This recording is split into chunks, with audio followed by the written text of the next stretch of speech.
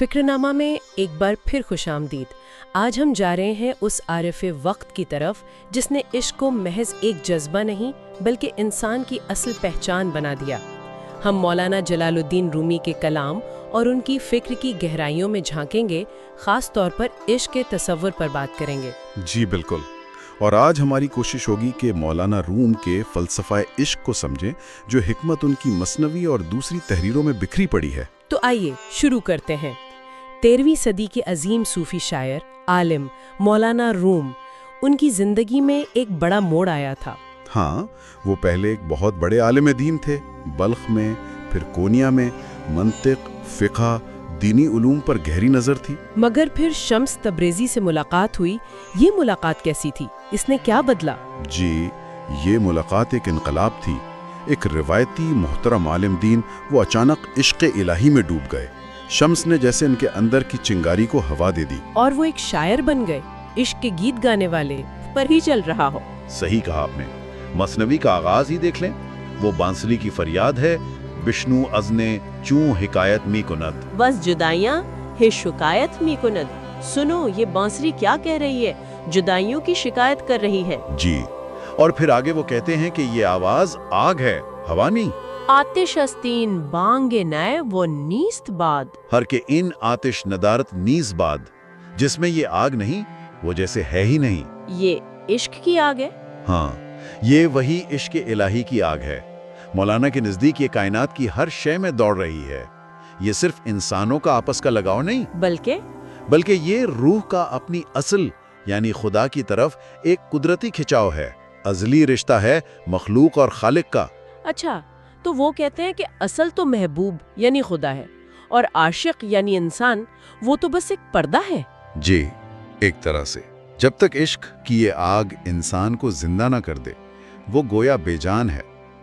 عشق ہی ہمیں اپنی چھوٹی سی میں سے نکال کر لامحدود حقیقت سے جوڑتا ہے۔ اس گہرے خیال کو سمجھانے کے لیے انہوں نے بہت سی علامتیں بھی استعمال کی ہیں۔ بانسری تو ہو گئی جدائی اور وصل کی تڑپ کی علامت۔ جی، اس کے علاوہ سمندر ہے، روح کی وسعت اور خدا میں فنا ہو جانے کی علامت۔ اور شراب، وہ بھی تو آتی ہے کلام میں۔ ہاں، شراب سے مراد وہ روحانی مستی، وہ وجد کی کیفیت ہے، اور آئینہ وہ دل کی صفائی کی علامت ہے، جس میں حق کا جلوہ نظر آئے۔ یہ علامتیں سمجھنے میں مدد دیتی ہیں۔ اچھا، وہ عشق کی قسمیں بھی بتاتے ہیں، حقیقی اور مجازی؟ جی بالکل۔ عشق حقیقی تو ہے اللہ سے براہ راست محبت، اور عشق مجازی یعنی کسی انسان یا چیز سے محبت جو حقیقی تک پہنچا دے۔ ہاں، جو ایک ذریعہ بن جائے، ایک پل بن جائے، مگر اصل مقصد وہی ہے، اپنی خودی، اپنی انا کو مٹا دینا، فنا، تاکہ بقا حاصل ہو، یعنی خود کو مٹا کر حق میں زندہ رہنا۔ ایک جگہ کہتے ہیں، معشوق جملہ آمد اور عاشق حجاب، زندہ معشوق آمد اور عاشق خراب۔ جی، مطلب معشوق ہی سب کچھ ہے، عاشق تو بس ایک پردہ۔ معشوق زندہ ہے اور عاشق خراب یعنی مردہ سا۔ یہ تو خود ہی مٹانے والی بات ہوئی۔ بالکل بالکل، یہ فنا فی محبوب کا تصور ہے۔ اصل میں عاشق کی اپنی ہستی، اس کی میں، وہ معشوق کے وجود میں ایسے گم ہو جاتی ہے جیسے قطرہ سمندر میں۔ وہ خود ایک حجاب، ایک پردہ بن جاتا ہے۔ پیچھے جلوہ تو اصل میں معشوق کا ہی ہوتا ہے۔ عاشق کی اپنی ذات وہ گویا باقی نہیں رہتی، وہ تو بس معشوق کے ارادے کا، اس کے وجود کا ایک مظہر بن جاتا ہے۔ یہی تو روحانی عشق کی انتہا ہے، خودی کی نفی اور محبوب میں بقا۔ تو پھر یہ عشق جو خود ہی مٹا دے، اس کی اپنی کیفیت کیا ہے؟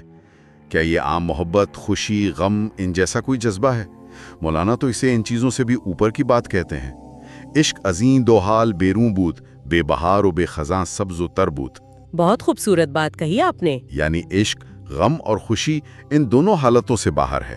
اسے بہار یا خزاں کی ضرورت نہیں، وہ ہمیشہ سرسبز رہتا ہے۔ جی بالکل، دیکھیں مثنوی میں جس طرح اصلی اور نقلی وعدوں کا فرق بتایا گیا ہے نا، جی، اسی طرح عشق بھی حقیقی ہو سکتا ہے، یعنی اللہ سے، اور مجازی بھی، یعنی دنیاوی چیزوں سے، مخلوق سے۔ مولانا کا اصل زور تو عشق حقیقی پر ہے، اور یہ ایک ایسا جذبہ ہے جو دنیاوی حالات، نفع نقصان، خوشی غم، ان چیزوں سے اوپر ہوتا ہے۔ یہ روح کا سفر ہے، جسم کا نہیں۔ مولانا نے کہا نا، سیر خشکی سیر جسم آمد مدام، سیر جاں در بحر باشد نے بکام۔ یعنی جسم کا سفر خشکی پر، مگر روح کا سفر سمندر کی گہرائیوں میں۔ ہاں، یعنی باطن میں، خود کو پہچاننے اور معرفت کی طرف۔ تو اس کا مطلب یہ ہوا کہ عشق صرف جذبہ نہیں، یہ تو ایک رہنما قوت بھی ہے۔ اور ان کی سب سے مشہور کتاب مثنوی معنوی، اسے تو پہلوی زبان میں قرآن تک کہا گیا ہے۔ جی ہاں، ہست قرآن در زبان پہلوی، اور اسے اصول دین کے اصولوں کا اصول اور دلوں کا نور بھی کہا گیا ہے۔ اس میں عشق کو کہانیوں کے ذریعے سمجھایا گیا ہے، جیسے وہ بادشاہ اور کنیز کی کہانی۔ بالکل، بہت مشہور حکایت ہے۔ کنیز ایک سنار پر عاشق ہو کر بیمار پڑ گئی۔ ہاں، اور بادشاہ نے ایک حکیم کو بلوایا جو اصل میں ایک عارف تھا۔ جی، اور اس عارف طبیب نے علاج کیا کیا؟ اس نے اللہ کے حکم سے اس سنار کو زہر دے کر مار دیا۔ مار دیا؟ یہ تو دیکھیں، بظاہر یہ قتل لگتا ہے، لیکن رومی واضح کرتے ہیں کہ یہ طبیب کا اپنا فعل نہیں تھا، بلکہ حکم الہی تھا۔ کشتن مرد زرگر، ہم بے حکم حق بکردو نے گناہ۔ اچھا، تو اس کا مطلب یہ کہ عشق حقیقی کی راہ میں اپنی مرضی، اپنی خواہشات، حتیٰ کہ بظاہر جو صحیح غلط لگتا ہے اسے بھی خدا کے حکم کے تابع کرنا پڑتا ہے، اپنی میں کو قربان کرنا پڑتا ہے۔ یہ تو واقعی بہت گہری بات ہے۔ اچھا، یہ صدیوں پرانی باتیں، آج کی زندگی میں ان کی کیا اہمیت ہے؟ آج تو دنیا بالکل مختلف ہے۔ یہی تو کمال ہے، مولانا کا پیغام آج بھی اتنا ہی تازہ ہے۔ آج جب انسان مادی چیزوں، دولت، شہرت، یعنی بند سیم و بند زر میں الجھا ہوا ہے، تو رومی کیا کہتے ہیں؟ وہ یاد دلاتے ہیں کہ اصل سکون، اصل خوشی باہر نہیں، اندر ہے، اپنی روح میں ہے۔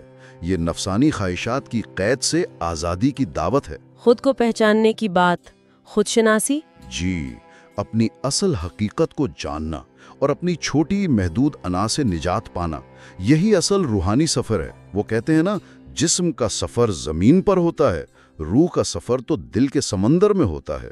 سیر روحانی بوت بالاؤ پر۔ واقعی مولانا روم کا پیغام وقت اور جگہ سے آزاد ہے۔ یہ عشق کی پکار آج بھی سنی جا سکتی ہے۔ اور اب سوال یہ ہے کہ آج کی اس تیز رفتار زندگی میں کیا ہم ایک لمحہ ٹھہر کر اپنے اندر اس عشق کی چنگاری کو محسوس کرنے کو تیار ہیں؟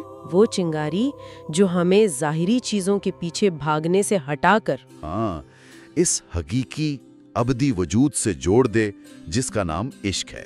اس گہری اور فکر انگیز گفتگو کے لیے بہت شکریہ۔